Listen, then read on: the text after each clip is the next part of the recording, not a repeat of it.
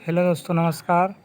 जैसे कि आप लोग जानते हैं, हम लोग अपना कक्षा 12वीं का एनसीईआरटी गणित हल कर रहे हैं।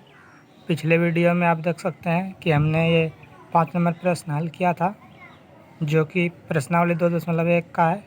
चलिए आज हम लोग अपना अगला प्रश्न 6 नंबर हल करेंगे।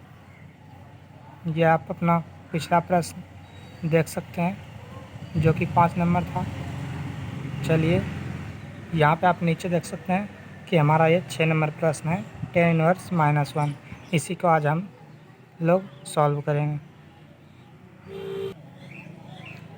तो चलिए हम लोग आज इसे सॉल्व करते हैं।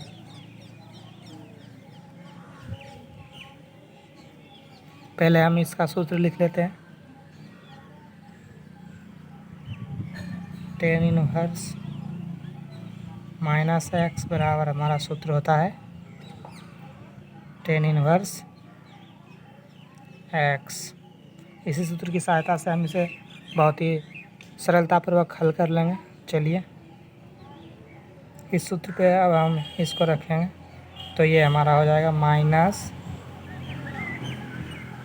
-tan inverse 1। आप लोग देख सकते हैं -tan इनवर्स 1 को हम लिख सकते हैं tan π/4। चूँकि tan π/4 का मान 1 होता है, इसलिए हम 1 के जगह पे इसे रख सकते हैं। अब यहाँ देख सकते हैं आप लोग कि tan इनवर्स और tan एक दूसरे को कैंसिल कर देंगे, तो हमारा बच जाएगा -π/4। चलिए हम इसे इधर लिख लेते हैं -π/4। यही हमारा इस प्रश्न का आंसर हो गया। ठीक है दोस्तों, चलिए अब हम अपना अगला प्रश्न लिख लेते हैं। चलिए दोस्तों, हमने अपना अगला प्रश्न लिख लिया है। हमारा अगला प्रश्न है sec इनवर्स 2/√3। चलिए अब हम इसे सॉल्व करते हैं। पहले हम इसका सूत्र लिख लेते हैं। हमारा सूत्र होता है sec इनवर्स x बराबर, यही हमारा हो जाता है सूत्र sec इनवर्स x। चूँकि यहाँ पे अगर माइनस होता तो ये हमारा सूत्र हो जाता π - sec इनवर्स x। माइनस है नहीं यहाँ पे, तो हमारा यही सूत्र हो गया। तो चलिए हम अब इसे सॉल्व करते हैं। इसे लिख लेते हैं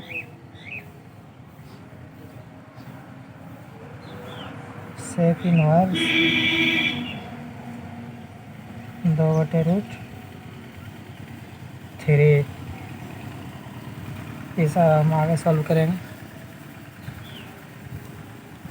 sec इनवर्स 2/√3 को हम लिख सकते हैं sec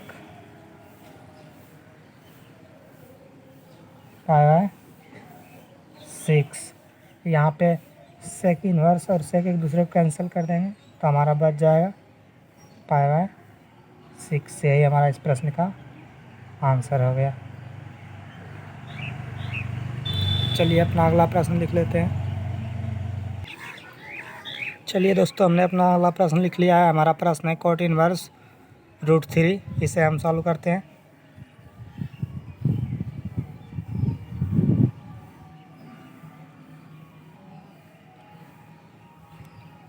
cot इनवर्स √3 को हम लिख सकते हैं cot π/6। चूँकि यहाँ पे cot होगा cot π/6। चूँकि cot π/6 का मान √3 होता है, इसलिए हम √3 के जगह पे cot π/6 लिख सकते हैं। चलिए यहाँ पे आप देख सकते हैं cot इनवर्स और cot एक दूसरे को कैंसिल कर देंगे, तो हमारा सिंपल आंसर बच जाएगा π/6। यही हमारा इस प्रश्न का आंसर हो गया। ये प्रश्न बहुत ही आसान है दोस्तों, आप लोग बहुत ही आसानी से इसे सॉल्व कर सकते हैं। चलिए अपना अगला प्रश्न लिख लेते हैं। चलिए दोस्तों, हमने अपना अगला प्रश्न लिख लिया है, जो कि हमारा प्रश्न है कॉस इनवर्स माइनस 1/√2। इसे हम सूत्र की सहायता से हल करेंगे। चलिए अपना सूत्र लिख लेते हैं हम। सूत्र होता है हमारा कॉस इनवर्स माइनस एक्स बराबर pi minus cos inverse x. इसी सूत्र की सहायता से हम इस प्रश्न को हल करेंगे बहुत ही आसानी से।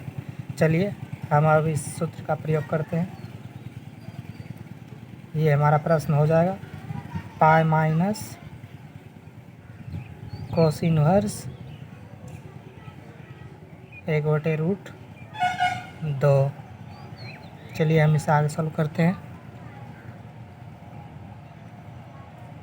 आगे हो जाएगा पाई माइनस कॉस इनवर्स 1/2 को हम लिख सकते हैं कॉस पाई/4।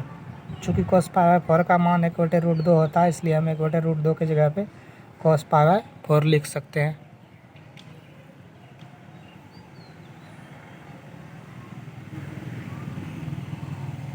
चलिए पाई माइनस यहाँ पे कॉस इनवर्स और कॉस एक दूसरे को कैंसिल कर देंगे तो हमारा पाई/4 बच जाएगा। इसी को अब हमें सॉल्व करना है। चलिए यहाँ पे हम जब इन दोनों का एलसीएम लेंगे, इसका और इसका, इसके बटे में कुछ नहीं तो 1 है, 1 और 4 का एलसीएम लेंगे तो हमारा 4 होगा।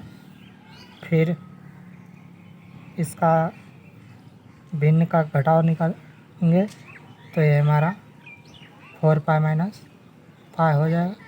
इसके बाद ये 3 पाई/4 हो जाएगा। यही हमारा इस प्रश्न का आंसर हो गया दोस्तों। जय हिंद दोस्तों। चलिए मिलते हैं किसी अगले वीडियो में किसी अच्छे टॉपिक के साथ।